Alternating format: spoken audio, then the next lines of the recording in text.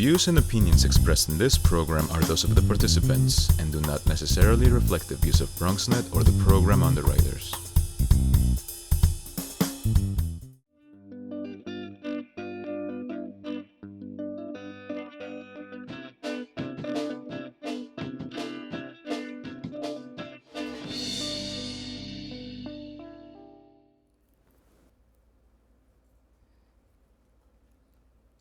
Welcome, good people of the Bronx and beyond. My name is Henry Ovalles, and I'm your host for A Life in Art.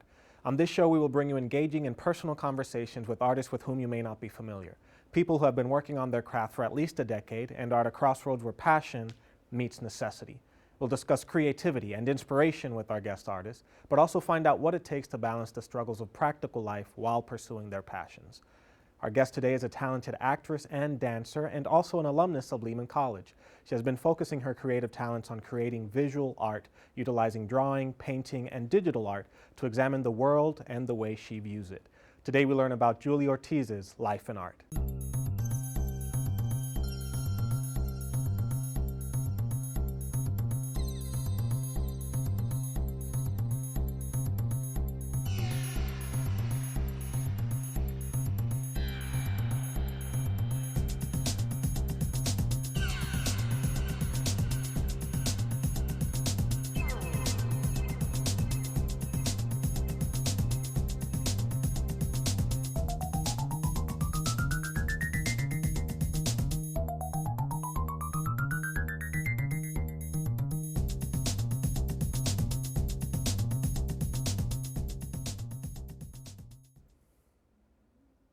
And here we are in the studio with Julie Ortiz. Julie, thanks so much for joining us on the show. Thank you so much for having me. Yeah, you've been on our list since season one. We've been trying to get you in that chair. That's so flattering. Thank you. Sure.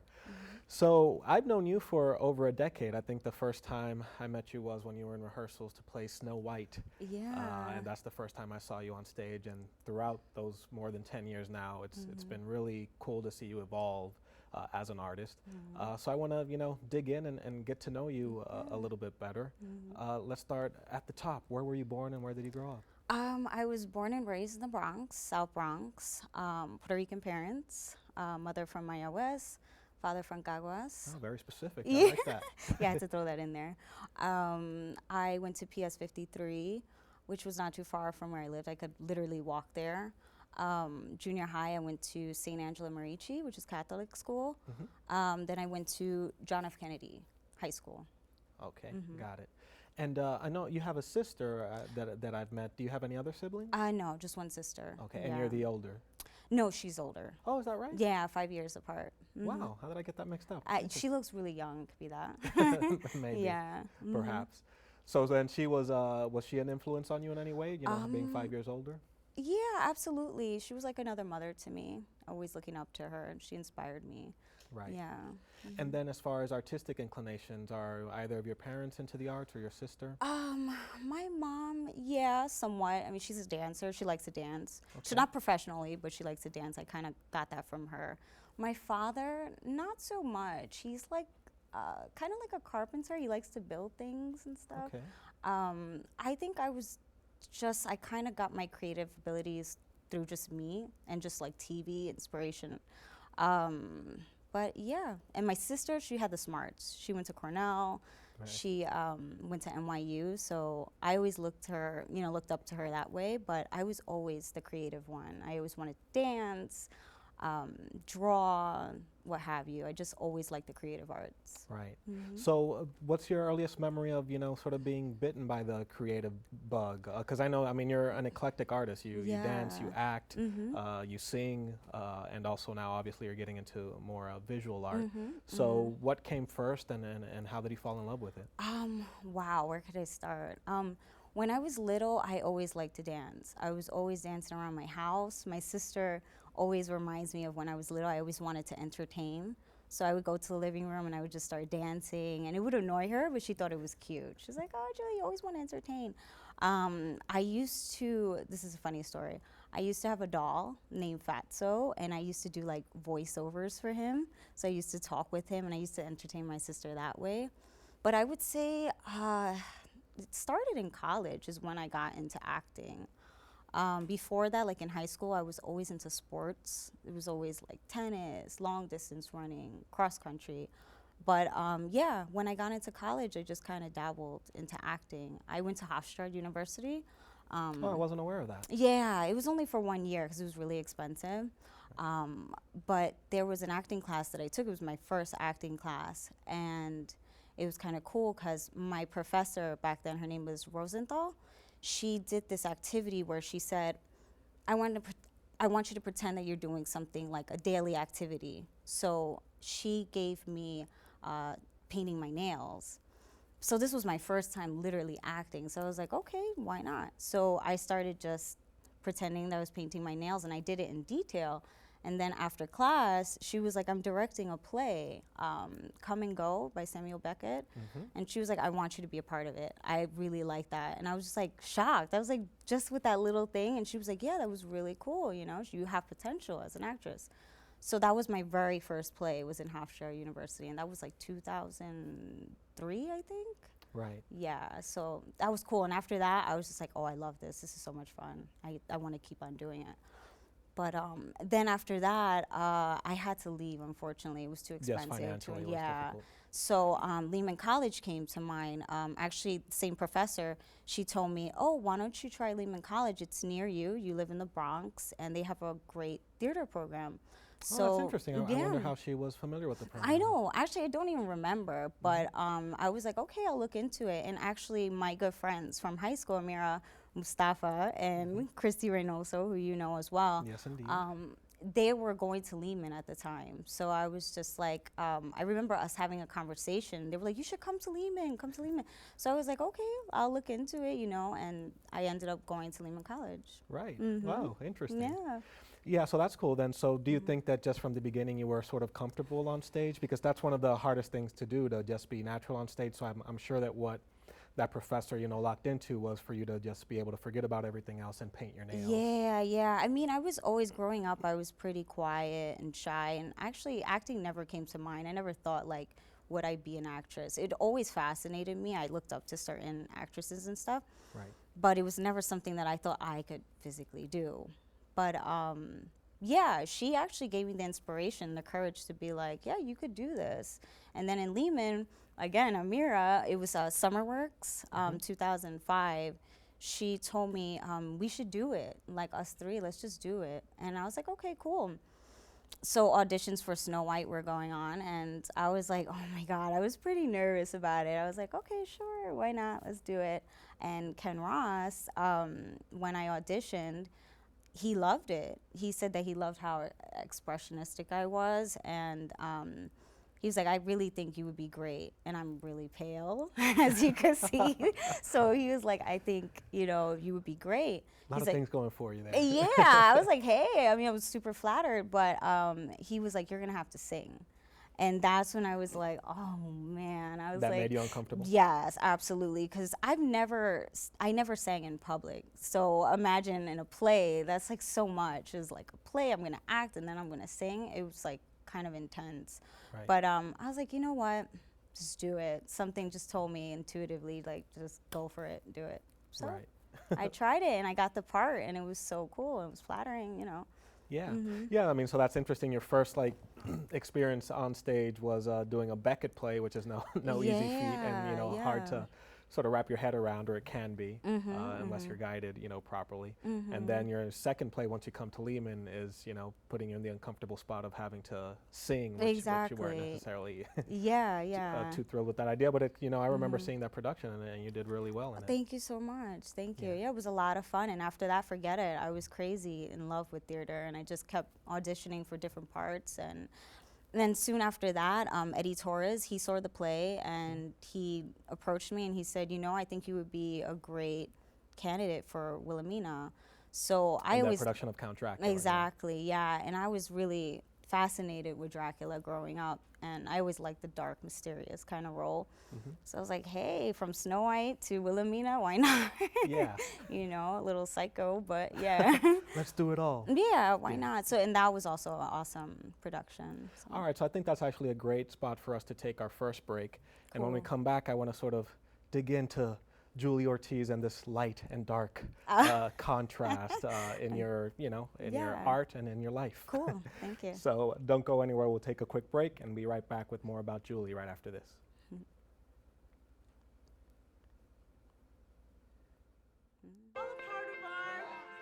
Teachers today are finding new ways to instill old lessons, proving that greatness can be found in everyday places and that you don't need to be famous to be unforgettable.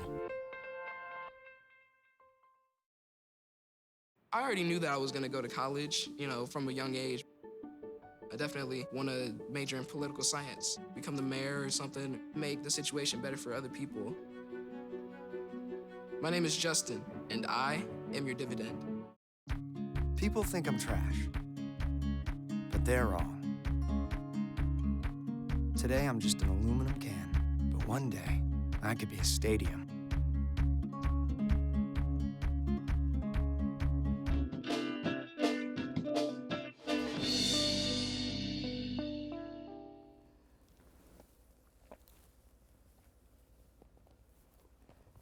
Welcome back to A Life in Art. We are here with creative person, Julie Ortiz.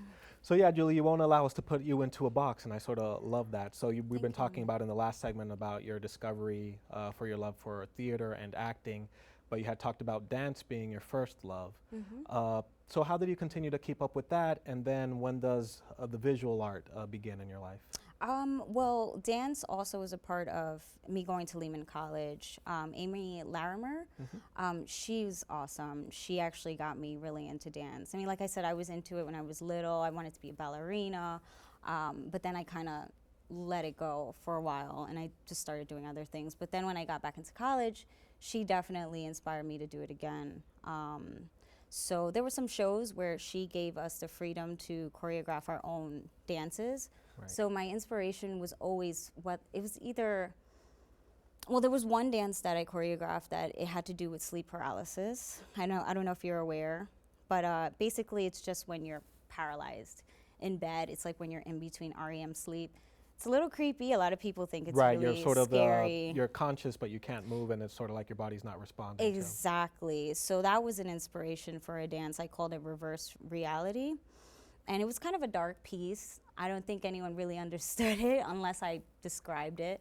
But it was basically a dream that I had a long time ago. I've had several, but there was one in particular that was very scary, and it just kind of inspired me to make that dance. Was it just within the dream, or do you think that you actually experienced sleep paralysis? It was definitely sleep paralysis. Wow. It was, it's intense. It could really throw you for a loop. Right. So I was experiencing it since I was a kid. So as an adult, I was like, well, let me do something with this. Like, I like to get inspired by everything around me. Dreams, otherworldly things. So yeah. Yeah, talk to me a little bit about that, because, as I've known you, and, as I follow your Facebook feed, Yeah. you're very much into enlightenment and consciousness, but I also know that, as you mentioned, alluded to earlier when we did a production of Count Dracula where we actually shared the stage for a brief period, because, well, that's a whole story. Maybe we'll get into that if we have time.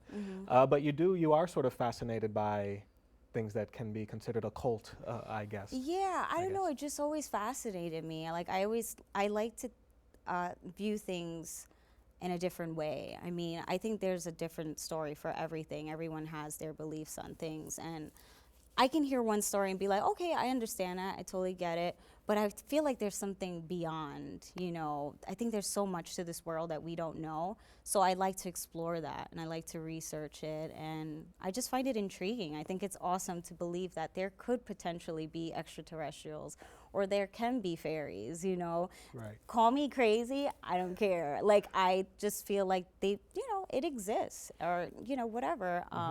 If you could believe in Santa Claus, why can't you believe in an alien, Right. So I've just always been fascinated by it. I'm a gamer, so I like games like that, just to get out of this reality, I like to kind of escape a little bit. Right. Yeah, and I guess as an artist, it's interesting to you, as you're mentioning, just to put things into different perspectives and have people look at things a different way. Is that right? Yeah, absolutely. Okay. Yeah. So about you personally, Julie, I've known you for a long time, and we've had opportunities to have conversations like this. But I feel like there's a part of you that I sort of don't understand or can't get to? Because I understand, like I said, the whole light part, and you are just one of the sweetest people Thank you. that I've ever met. But then there is part of me that feels like there's some seething anger or something underneath that, like, if I crossed you, you would cut me or something of that That's nature. funny. Am I off base there, or am I reading into something? No, a little. I mean, I was born and raised in the Bronx. Come on. So that's what it is. Yeah, I think that's what it is. Honestly, by nature, I'm just a nice, genuine person. But yeah, I have a tough side. My mom raised me to defend myself, you know. Growing up, I used to be bullied and stuff like that. So that gave me a hard exterior. I felt like, yeah, I got to defend myself. My mom always told me, don't let those people pick on you, you know. So I think that's what it is. But for the most part, I like to show my good side. Right. No, and that's definitely what I've seen. Yeah. For sure. All right, so now let's talk about, we've talked a little bit about dance and a little bit about acting. So let's hit on visual art. When did you start drawing? When did you start painting and photoshopping? Yeah, it all started with photoshopping. I would say 10 plus years ago. I kind of, there was a friend that installed the program into my computer, and I didn't know what it was about. So I just started, what I like to do is I like to mess around with things. I don't really like to read too much into it. I just explore it. So I started exploring the program, and I started manipulating pictures. And I basically was just kind of drawing, but with visual. Like, it was just a way to kind of make a collage without physically drawing, and I liked that. It was cool, and so I kind of just explored that, and I really got serious into it. And then one day a friend was like, hey, I know somebody who can probably hook you up with a gig at this place called Covo Trattoria. It's like, I think it's in the Heights. I'm not sure. I should know that. But I had my one solo gallery show, and it was a Photoshop Awesome. gallery. And when was Yeah, that? that was about 2012, I think, or 2011, and that was a big thing for me because that was like my first gallery. Plus, it was a solo show, so that was really cool. So how many pieces did you showcase there? It was like about 6, and they were pretty big. Yeah, I would say like, yeah, maybe like 3 feet by 3 feet. They were big pieces, but it was really cool because it was the first time that I was able to share that. Right. With the public. And what kind of materials were you using then at that point? Was it just, you know, Photoshop It was just- pictures and then just like big blown up prints? Yeah, it was big blown up prints. It was my Photoshop work. Okay. But then I transitioned to painting because I wanted to do something more hands-on. I was like, hey, you know what? Why don't I just try something different? So my sister inspired me because she bought me a watercolor kit. We went to the museum, the Metropolitan Museum one day, and she was like, here, you know, I got you this. And I was like, oh, okay, this is different. So I tried it, and I loved it, and forget it. That was when I started just painting. So I started with watercolor, and then I transitioned into acrylic. So it's 2 different base paints, yeah. And are those sort of the mediums that you're using now as well? Exactly. And right now you're focusing more on visual art, even more so than your acting or your dancing, is that Exactly, right? yeah, that's my main focus now. I've been doing a couple of galleries. One was called Pop-Up Gallery. I have one coming up too. So I've been just showcasing my work as much as I can. And I've sold some of my work, which is awesome. That is awesome. Yeah, it was like cool. I was like, oh, people are interested. So yeah, so I just want to kind of explore that more. Yeah. Yeah, that's very cool. I mean, that for you as a young artist, because you are, you know, a young lady. Thank you. And to be exploring those different art forms and to go deep into all of them is something that I, you know, find interesting and fascinating. So let's take another break, and then when we come back, I just want to go deeper into, you know, what those experiences have been like for you and what you see for yourself going into the future in the next, you know, weeks, months, and years to come. Cool. So Awesome. don't go anywhere. We'll be right back with more from Julie right after this break.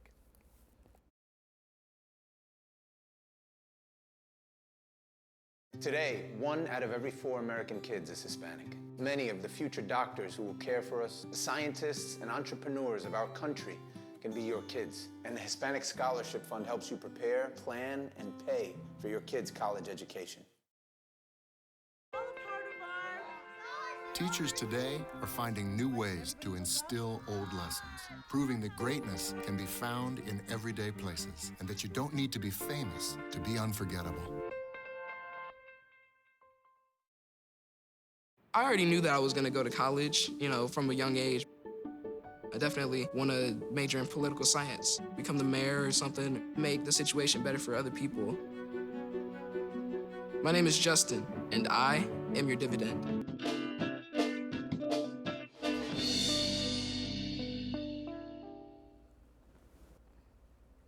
And we're back on A Life in Art with Julie Ortiz, the multifaceted.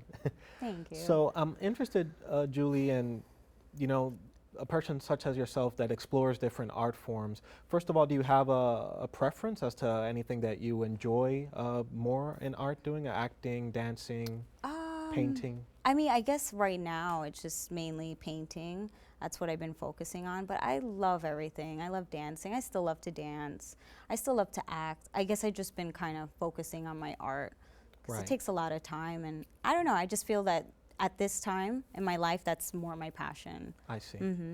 And how, as an artist, is it different in the way that you express yourselves through the different art forms? Do you feel that one art form conveys your message more strongly to an audience than another, or is it just, just a personal preference that I like this more?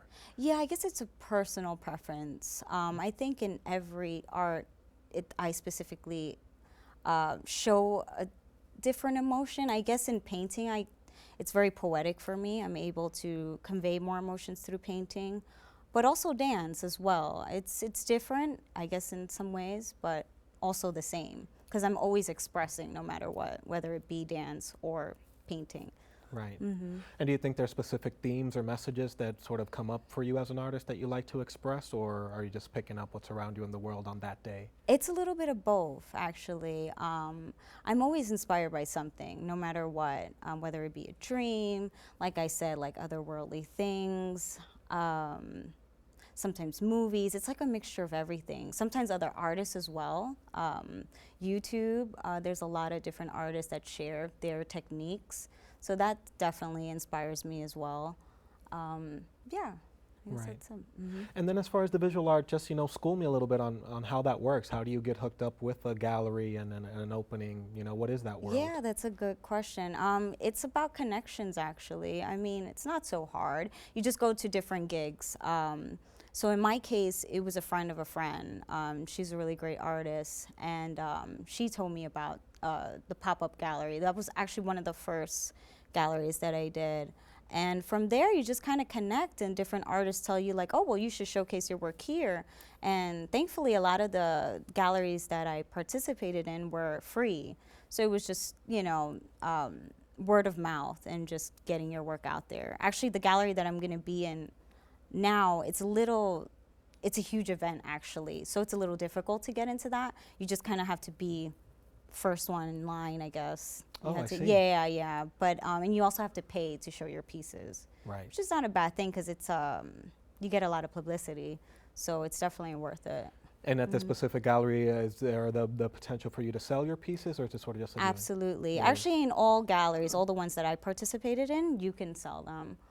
So I was grateful to have sold some. Oh, great. Yeah, which was really flattering. So yeah, you always have you always can sell your work. It's up to you whether you just want to showcase it or if you want to sell it. Sometimes I just showcase, sometimes maybe I can, sell it, Yeah. Yeah. Are there certain pieces that you've made that you think that you wouldn't want to get, let someone take from you? Yeah, there is. There's a few that I have close to heart that I'm like, would I sell it? I don't know, because they're very personal to me.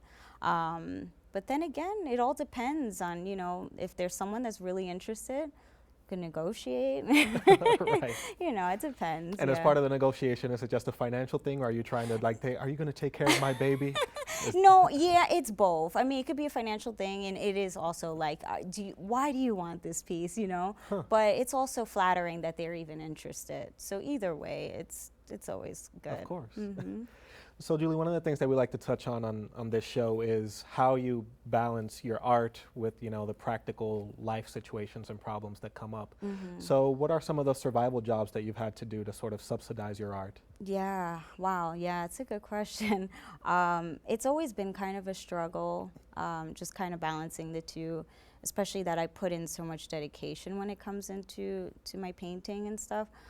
Currently, I'm not working, so I have the ability to take a lot of time and focus on my work.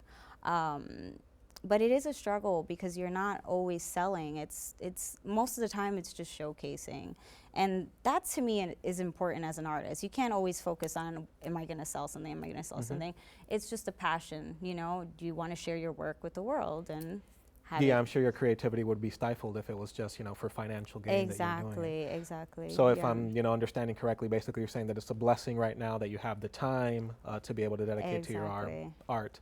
But then you know, there's also a part of you that's trying to figure out, all right, where's the money for, you know, my living expenses coming from? Exactly. And I think that's a struggle for every artist. It's just, do I pick creativity or do I pick employment? No, but you know what I mean. Like, yeah, and I mean, tough. in the dream world, you find something that can combine both, you know, but we're not all so lucky. Exactly. Yes. Yeah. So what do you see for yourself, you know, in the future, Julie? Do you think, you know, visual art is the way you're going to continue to do, or if acting gigs or dancing gigs come up, do you think you would take them or be open to them? Yeah, I think I would be open to anything, to be honest. I still love dance. I still love acting. So yeah, I just want to continue exploring my talents and my creativity and share it with the world. Sure. Yeah. And then one of the other questions that we like to ask here, you know, if you had it to do over again, would you choose a life in art? And what advice would you have for someone, you know, such as yourself, who is starting to build a passion for art and deciding as to whether or not to pursue that full time? What would you say to them? I would always say pursue what you love. I think no matter what, even if you feel like it's a struggle, I think there's always some time to put into what you love, and just keep doing it because you never know what's gonna happen. And if that's your passion, I think that's what's important, is to follow your passion, not to go by what everyone else is saying. You know, like, oh, don't do that, you're not gonna find much work in that, you're not gonna really be able to be financially stable doing that. I say forget that. Listen to your intuition. Listen to your heart, as cliche as that sounds. It's true. Just follow your heart. Right. And then the second part of the question is, if you had it to do over again, would you choose a life in art for yourself? I would definitely just choose a life in art. I can't say that I would do something different. I love what's going on with me now, and I want to keep exploring it. And just, yeah. Well, thank you, Julie. I think that was great. I Absolutely. think that'll actually do it. Oh, cool. Yeah, that'll wrap it up. We, you know, as always, it goes by quickly, but I've really enjoyed the conversation. Thank you so much. I did too. Sure. Thank you. So it seems we've run out of time, as always. Thanks to Julie for sharing her life in art with us, and thanks to all of you for joining us today. We definitely want to encourage you to connect with us on social media. Visit us on Facebook and YouTube at A Life in Art, and Instagram and Twitter at A Life in Art TV. We'll be back with more stories from emerging artists when we return with A Life in Art.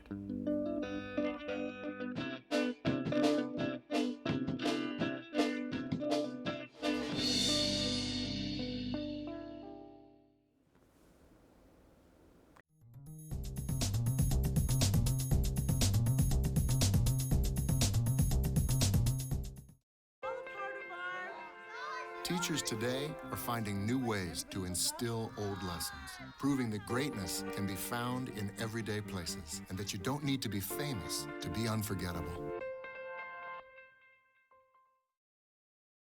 Today, 1 out of every 4 American kids is Hispanic. Many of the future doctors who will care for us, the scientists and entrepreneurs of our country, can be your kids. And the Hispanic Scholarship Fund helps you prepare, plan, and pay for your kids' college education. I already knew that I was gonna go to college, you know, from a young age. I definitely want to major in political science, become the mayor or something, make the situation better for other people. My name is Justin, and I am your dividend.